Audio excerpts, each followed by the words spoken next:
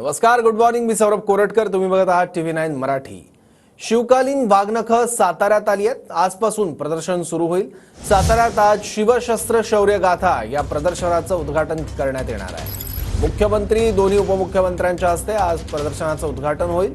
साताऱ्यातील छत्रपती शिवाजी महाराज संग्रहालयात हे प्रदर्शन सुरू होणार आहे. मंत्री शंभूराज देसाईंकडून प्रदर्शनाच्या तयारीचा आढावा देखील घेण्यात आला आहे. याबद्दल आणखी माहिती घेऊ. आपले प्रतिनिधी संतोष नलावडे आता आपल्यासोबत आहे. संतोष.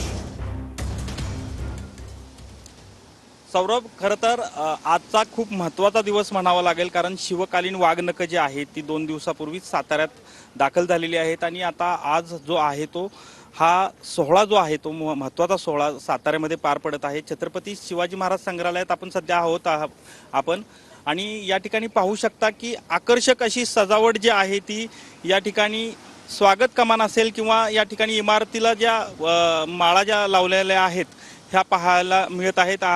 या ठिकाणी परिसर जो आहे तो पूर्णपणे शिवमय असा झालेला एकूणच पाहायला मिळत आहेत.